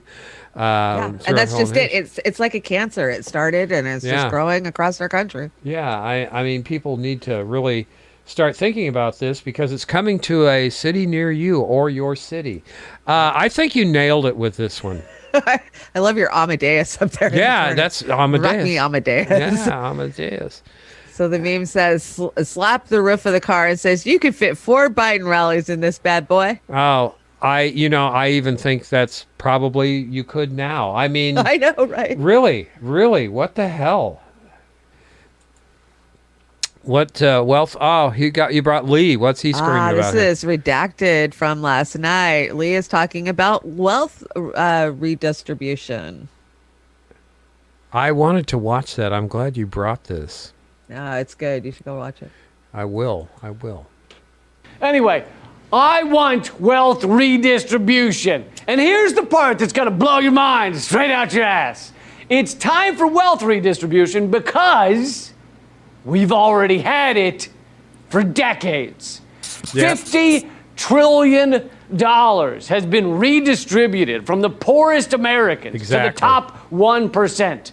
The richest motherfuckers in the world have stolen trillions from average Americans over the past several decades. You know how mad you get when someone takes the last donut?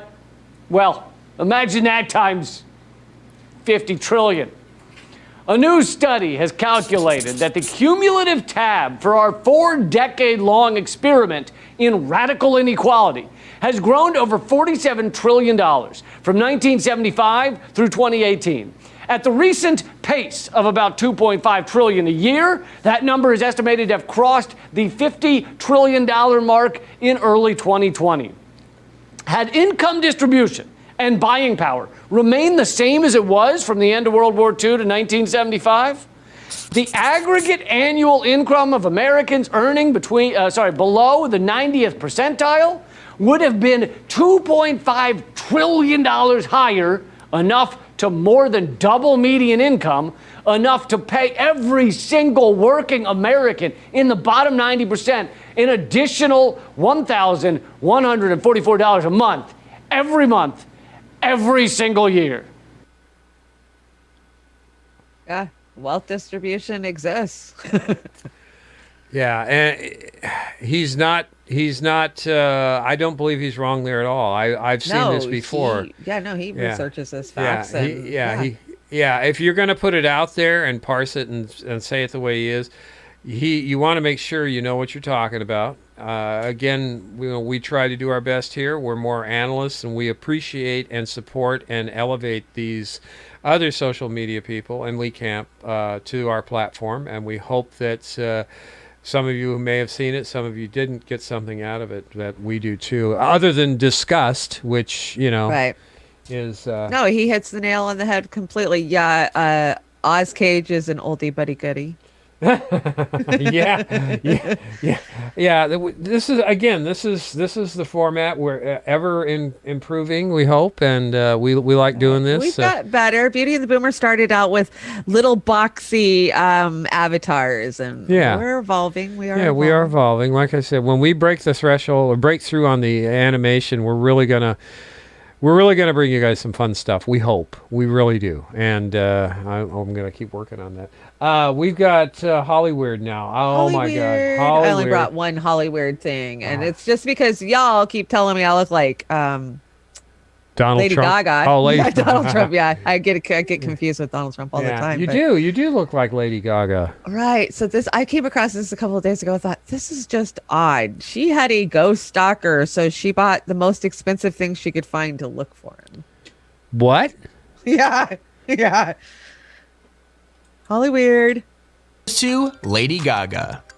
Lady Gaga has always been a mysterious figure ever since her debut back in 2005, but even knowing that, I'm still scratching my head when you tell me she bought this. Probably inspired by the show Ghost Hunters, Gaga made a pretty unique purchase back in 2010 when she picked up a literal ghost detector. Better known as an EMF or electrical field meter, devices like these are intended to let us detect any spirits in the room through the electrical currents in the air. I have no idea why a massive star like her would even want to purchase something like this, let alone with the price tag of $50,000. Holy shit. She says the purchase was made after she felt like she might have a stalker she just couldn't shake. She even named the stalker Ryan and kept saying it was a spirit that she insisted was stalking her as she was touring the world at the start of the 2010s. While paranoia can make you do some crazy things, paying $50,000 for a ghost detector is definitely taking things a bit too So I may look like Lady Gaga, but I'm not as batshit crazy. I realize that I can get an app for my iPhone that does pretty much the same thing as that. No, you do. Your profile, especially, you do. You have similar features. We were talking about this reface program. Some faces who have, like Shanda's got distinct features. It works really well with, and when you line up somebody that's got similar bone structure on their face, it's kind of fun what you come up with. Right, it is. And some people, it doesn't work at all. They look like, God, who is that? It's just like whoa, that one does not work. I edge out. I make it just over the line, the side where I'm workable. So, but no, $50,000 for that. I think I saw those in the Radio Shack catalog. Are they still in business? Crazy. I don't know. That's nuts. That's crazy. Let's see. Where are we? But not as crazy as her having a ghost stalker. Yeah, that's a ghost stalker. I don't know what these.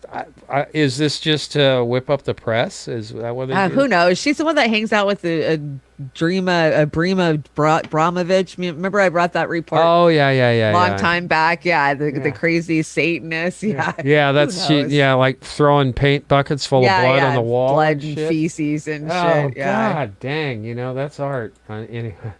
What do we have here? Oh, this is a crazy story.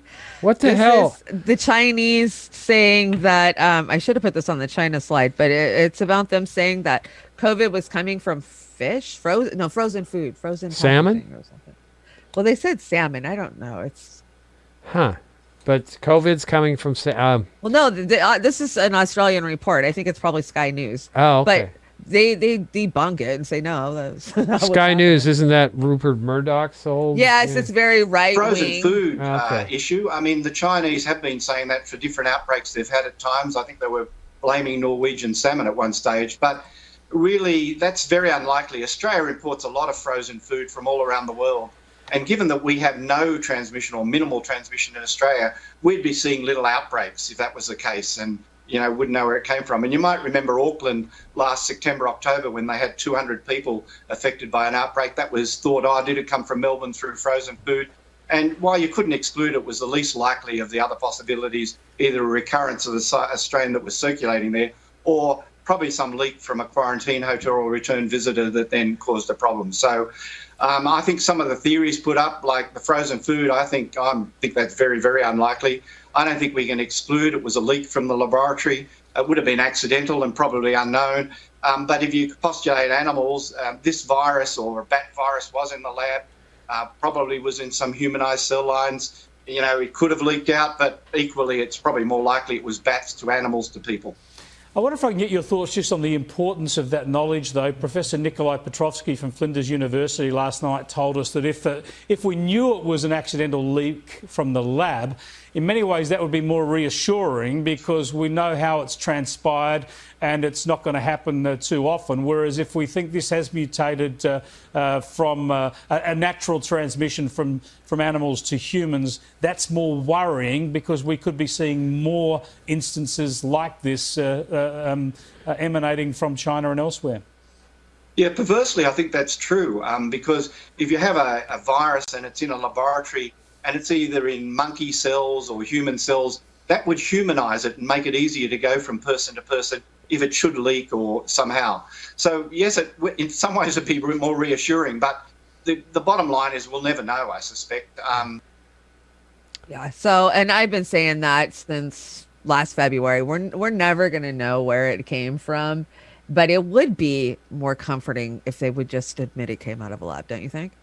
Yeah, I never gave it much thought because I never believed the theory that it came from an animal. But thinking about it, if there is an animal out there crossing borders, I think you said that in the report, it kind of creeps me out even more than if it was engineered. Well, I know that that valley fever that they have in the Southwest, and I got valley fever when I was down there protesting the damn border wall at the detention center. What were your symptoms? Oh my God, because I came from the Northwest, I have no antibodies to it. I guess most people that live in the South get it. It's like the measles, mumps. Once you build up antibodies, you're just immune to it, or you're used to it and your body does. It's a mold that gets up in it's a fungal mold. Yeah. It's a fungal that grows on the top of the desert. And then when you go out there and you walk around on the desert, it lifts it up. And we had hundreds of protesters out there. So there was dust, it was a desert. And so I got a rash, like within a week of being home, I got these little tiny whiteheads from head to toe all over. Yeah. I had to go to the hospital and get steroids and all kinds of stuff. And they couldn't figure it out because these doctors up here had never seen it, Yeah. And then I had another doctor go, oh, I know what that is, and I was like, oh, yeah, I just was. She was like, have you been in the South? I'm like, yeah, we just left Arizona. Yeah.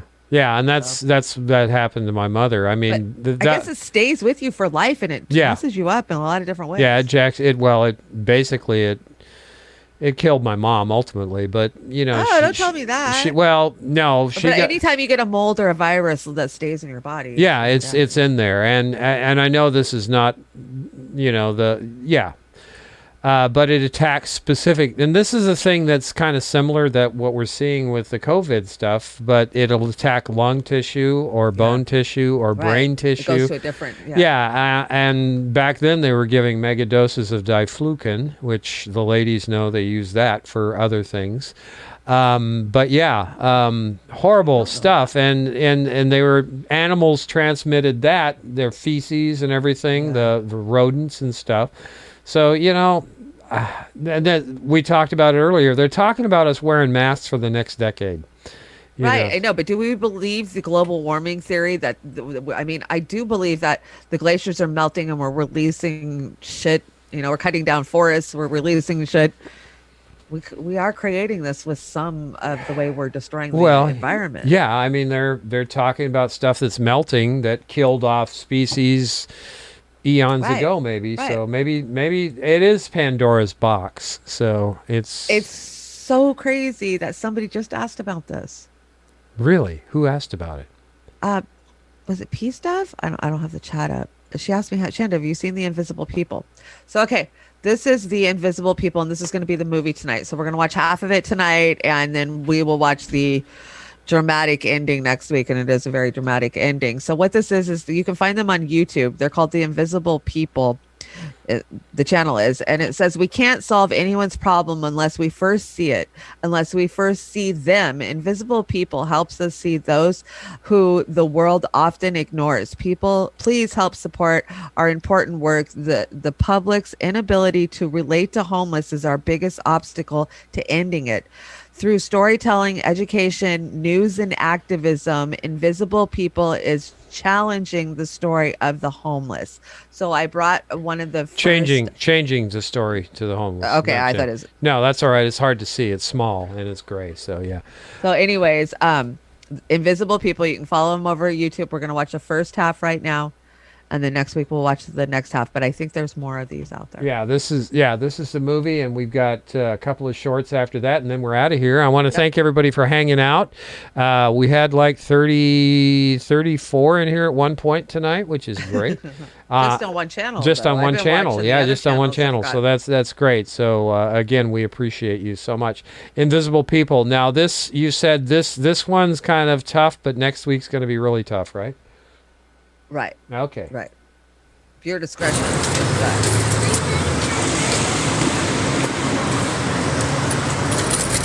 I have $1? Thank you. Here you go. Thank you. You're welcome. Okay, let's go. We don't want to be late for school. Okay.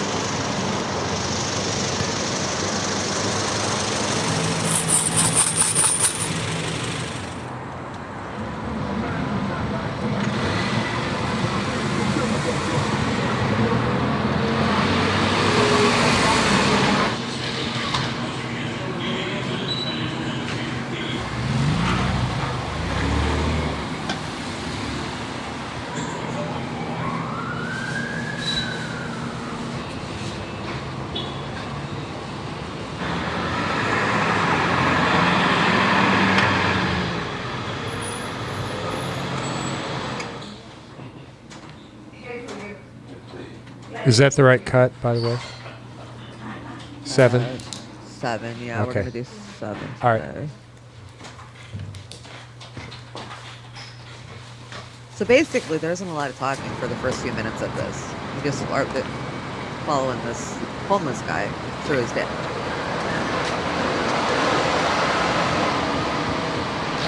So this is actually a film that's... Yes, these are short films. But they're real life events. They're real life accounts that they're dramatizing. And they're probably going to show more of the people living in homes along the side of the road and stuff. Yeah.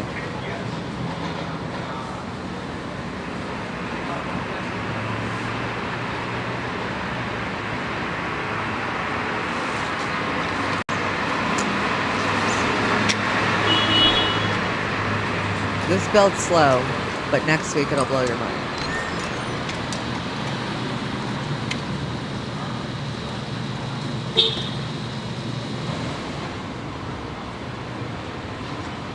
So he's looking to find employment, right? Yeah. And this was obviously pre-COVID, right?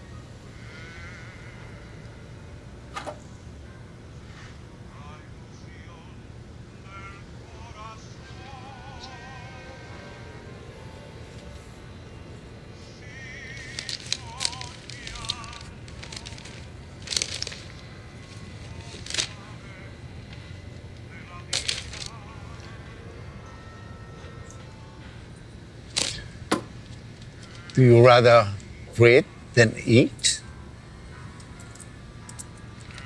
You remind me of my son. Listen, didn't I see you last week sleeping on the street there? Yeah. Been looking for work for a while, but haven't had any luck. Are you hungry?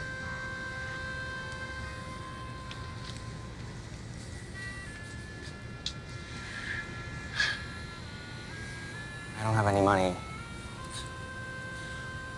What's your name? Steve. Steve, I need help with the floors and several things around here. Can you make it tomorrow at this time? Please. I want to work for it somehow. I know. I'll wait for you tomorrow.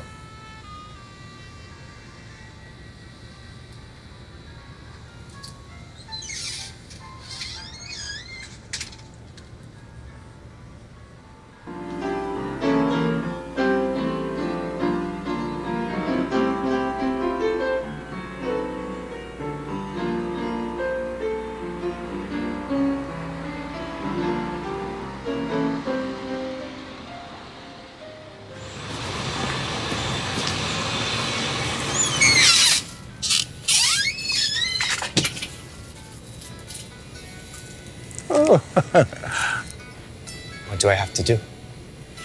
Ok. Primero, a mapear los pisos. Pero antes que comencemos, quiero decirte algo. Si necesitas algo, pídemelo. ¿Ok? Because if I ever catch you stealing, I'll just kick you out of here. And now, let's get you something to eat.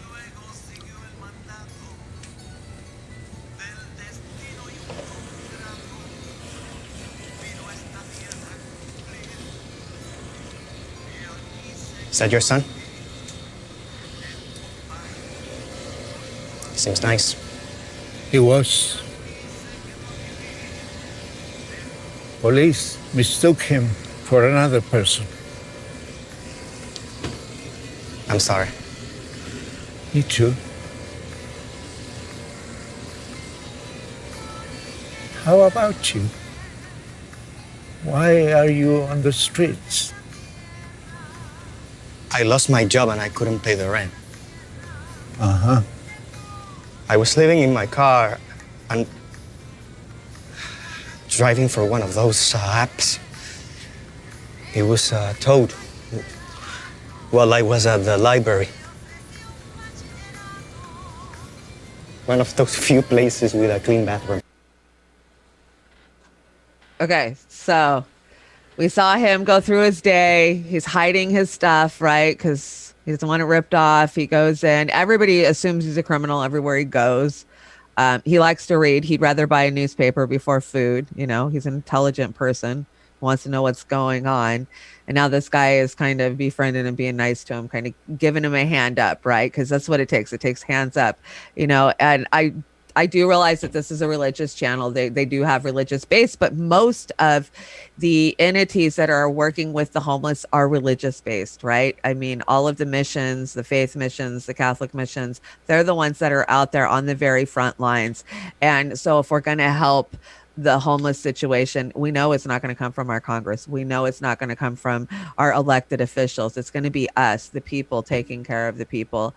And we have to work hand in hand with the churches to do that. And there's so many of these great channels out there right now that are highlighting the plight that's happening across our country. Another one is called Soft White Underbelly, where they do interviews with everything. Like they went into the Appalachian and they did interviews with, you know, mountain people that have been up there for years and years. And they're so endearing and so, you know, heroin addicts in Philadelphia, LA homeless people, you know, some of them are shocking. Some of them make you mad, these interviews, like, you know, but they really open your eyes up to other people and how they're living across this country. Well, and Chris Foster says millionaires buying a $50,000. It was a ghost detector to find one invisible person after driving past thousands of invisible people on the way home. Yeah, I get it. So true, Chris. I get it. I think we all get it. You know, we're all privileged to a certain point in life. You know, and but so many people are losing everything in this day and age, and we're still everything. You know, Can you imagine having COVID and dying on the streets in, say, LA in a fucking tent? Yeah, I can. I can imagine. Right. I can imagine a lot of people doing that, and it makes me sick. And I wish, you know, we all wish we could help. Those who have the monetary ability to help, how much are they helping? I know that Hollywood, they like to tout themselves as being, you know, very charitable, and many of them do. But again, Oh, well, yeah. They give $1 million to a corporation that gives it to a bunch of CEOs and doles it out to everybody else to put in their pockets, and a little tiny bit trickles down at the very end. you yeah, know? who's to judge? So what this gentleman and this store owner, this food desert mini mart is doing here, it's looking like he's got a good heart, and he lost his son to some shitty act by some entity that screwed up and killed him, I think. But again, this is where it's at. That's our serious moment for the night. I combined our movie with the homeless report. So Yeah, no, that's good. I'm glad you did. I appreciate it. but now we'll lighten it up. I brought a funny. Yeah, we're heading out, so we got a funny here, and this one, this is good. This one's hilarious. So it's here long, so I cut it. Yeah, here we go. United Spot once again. Got to give them credit where credit is due. So make fun of the Richies, the more powerful ones. Oh, say in your house, shall we say it's okay? What so proudly you do, everything that we tell you. I said a crack, rock, the biting to the China to the sick rock, and I don't stop the smoking to the email boogie, and up jump my daddy to the POTUS of America C. Now what you hear is not fake news, crack pipes will burn your teeth. Bartender, can I get a drink? It's your A-S-S-H-O-L-E, and don't you try to blame it on me. You deserve all the credit, you're an asshole tonight. Alright, stop. I'm beating Trump, so listen. Biden's back with my brand new invention. Sometimes I'll grab a hold of you tightly, sniff like a vacuum daily and nightly. Don't vote for me? Ha, you ain't black. Not too worried, cause China's got my back. To the extreme, I rock your crane like a vandal. Illegals, communism, tax America with scandal. She's close enough to perfect for me. Nancy, you need to turn off the microphone! Get off the stage! Shut up, Chuck! I'm singing over here! She's drunk! Rock on, Nancy! Live it easy! Take the cream! Stealing money only COVID right! Give me money! Take ice cream! Taking everything in my way! Woke up quick. What? At about noon. Right. Just thought that I had to be a captain soon. Okay. I gotta get drunk before the day begins. Before my mother starts bitching about my friends. Right. About to go and damn near went blind. Young homies on the corner throwing up gang signs. That's right. Oh, say is it true, hear what we say about us. Oh, your legs are so free, and your home about you days. Democrats, we regulate any steal in this country. We're damn good too. But you can't be any Trump supporter on your street. You gotta be handy with the smear campaigns, if you know what I mean. Earn your keep. Postal Service Warriors! America! Yeah. Don't mess with USPS! Get my drink on. Please wear your mask, or you'll go to prison. Please stay 6 feet away from home, man, or we'll take your children. Imagine President Biden. Oh, shit. I wonder if you can. No need for freedom or money. A socialism plan. Thank you. If you like some pina coladas and getting caught in your crane, when you like sniffing children and your son likes if you like Russian deals at midnight to cover up Obamagate, then I'm the one you should vote for. Email Hunter, he'll explain. Those guys are funny. That goes on for another 3 minutes. Oh my God. That was a compilation of all the songs they've done in the last, 6 months or something. Oh, yeah, that's jeez. Well, thank you, Chanda. That was that's always with the United Spot. Now, what are they? They're like right wing website. Yeah, they were Trump supporters from what I grasped by watching them for so long. But they make fun of the Democrats the same way we do. So that's why I find it so amusing. Yeah, I'd rather watch their stuff than 1 minute of Bill Maher. Right. I caught like last week. I suffered through it. But they're using laugh tracks now over on Maher's I know show. they're having to because they're not fucking funny. They're not funny, and they don't have the big audience anymore. And those laugh tracks, Who watches that shit? they need to use better laugh tracks. Yeah, Because no, stop they're- using the ones from the 70s. They're terrible. So again, kudos to these guys for doing what they're doing. We're gonna go out. What you made this one? This is a Valentine's Day one, right? Yeah, this is our Valentine's Day one. Yeah. This is Chanda and Oz and wow, Sid and Nancy. Sid and Nancy. Wow. Sid and Nancy. Oh my God. Does Al know? I love this one right here. Yeah, you're perfect right there. Oh my God, I love the T-shirt. I want to get one.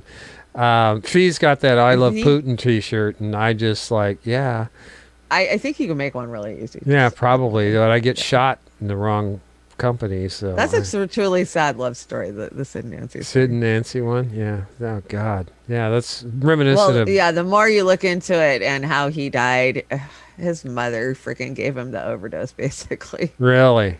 Yeah. Wow. And Wow. did he kill Nancy? I don't know. Some people say no. I mean, it was the Chelsea Hotel in New York. God knows what could happen there. Wow. Wild. Good. Very wild story. Good face out. Good reface there. Thank you. Reface. I don't think I've ever been that thin, but that's wow, scary stuff. Yeah, they call that heroin chic, I think. Heroin chic. Okay. Heroin Shout out to our our Patreons. I added our newest Patreon. Oh, cool.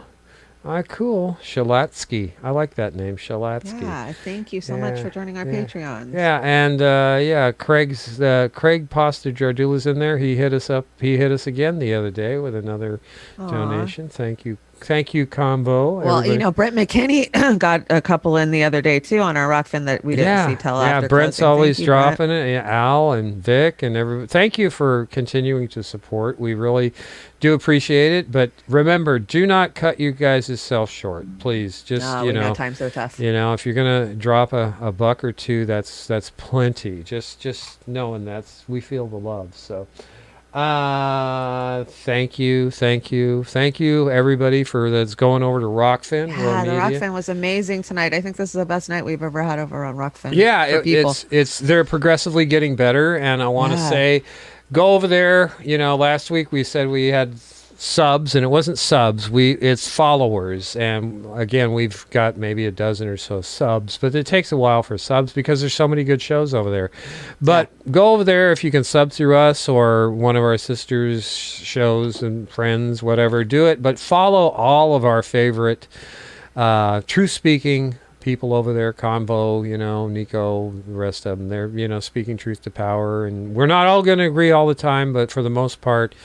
That forced the vote, unmasked the ones who are in it for something other than what we've got. Happy Lunar New Year. It's the year of the ox. Thanks, Victoria, for letting us know that. And thanks for the donation earlier. I saw that come through. Yes, thank you so much. Again, Rockfin's been rocking tonight, and we want to rock it even more. So if you can watch over there. And again, thank you, everybody, for hanging on. It's been we're right about 2 hours right now. Wow, this is a long show.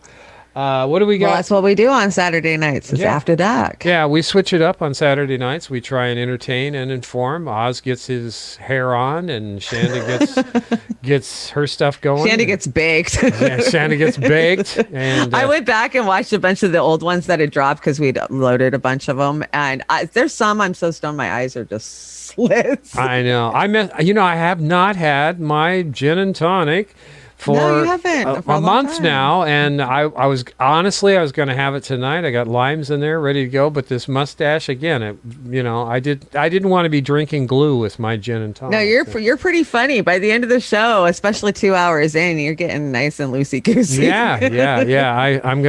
I'll do a triple. Hey, Cool. J9 Campbell, better late than never. That's right, J9. We love you too. Hey, so, J9. And we have J9 on the Patreon list? Yes, okay. absolutely. I just want to make sure. And gamer. I know our peeps. Yeah, we gotta get our peeps on there. So again, we're gonna. I found this. Yeah, you found this. What is it? Death in the Graveyard or something? Yeah, no, it's Crashing Atlas, and this is brand new. They just released it the other day, and I think they're a small band.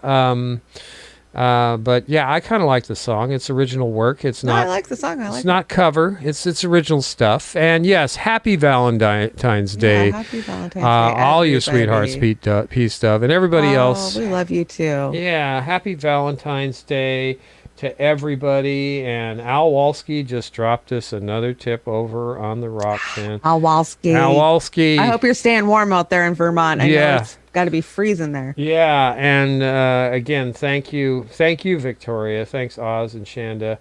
Roar Media received a tip from Al Walski. Brent McKinney, thank you, Oz and Chanda. Your hard work and excellent stories and humor are appreciated. Thank you. We try. And again, I'm going to give a tip of the hat to my partner here. I wouldn't be doing this right now if it wasn't for Chanda. She works her buns off getting these shows together, and I try and contribute as best I can. Well, you're the engineer on top of engineering. You do contribute. I love how we work together. We work separately on these shows, and I'll just come in and see something that he's put up and I'll add to it, or most of the time we're thinking on the same lines and bringing the same stuff. Yeah, it's crazy. We do. And I guess that's the lane we're in as far as political thought and things like that. And many of our chats the same. So but again, you can join our lane and hang out, and we'll have some laughs and show you the shit that we find around the internet and the world. And yeah. It's great. And those of you that are watching that are rock finners, is that what we call them? Rock finners? Is that? I'm going to start calling them rockers. Rockers. The rockers at Rockfin. We really do appreciate you following us. I know that the cards sometimes draw you in because what is that crazy card there? But once you get here, I hope it was worth your time. We got the Monday Dive, Amber King, and Redneck Economics. Stevie said she's going to make it. And Chanda. Well, I'm going to get on the ball this week. This last week you and I both had a tooth pulled, and I was just same tooth. Same tooth actually. Yeah, same tooth. So I'm going to hit the ground running on Monday, and we'll get some people booked in, and we'll have fun this week. Yeah, we'll make it happen. So hippy dippy trippy. Yes, one of the best produced shows in the underground. I hope so. I hope so, Stephen. Yeah, we're gonna get better. And I haven't talked to Brad lately. I need to talk to Brad T. We got so many things going on. So many shows in the work. We're trying to do animation projects. Yeah, I got karaoke. Karaoke. Pat the Batman fan. Karaoke, I'm sorry, Pat, if you're still on. Pat's almost got it. We're almost there. We're gonna have karaoke on coming up as soon as we I can't wait. Yeah, karaoke and Pat's working out the details. So smoke tough. I'm gonna be smoking tough too. Gonna be real tough. So, but again, Monday Night Dive. I don't know what we've got going for Tuesday this week. I've got a big schedule. My brother's flying out, so. Tuesdays is the show we like to bring our audience on. If you want to come on and talk about something, or that's our panel show. So Tuesday morning panel, yes, Tuesday morning. So, and if you can't make it in the morning, we'll make arrangements and have you on one of the other shows in the evening. So, what's our email so people can hit us up? RoarMediaLive at gmail.com, and until we can change that, that's what we're going to go with, because we are basically done with anything to do given Google Google anything. Go suck it. Yeah, YouTube, you know, I guess we're still monetized over on the Natural Progressive. We appreciate the super chat, but anyway, I've got monetization turned off. I'm not going to make them any money. No, we're tired. I'm tired. Yeah, so we've made them so much money. We're done giving YouTube money. They get 30% of your super chats. Yeah, you know, not going to do it.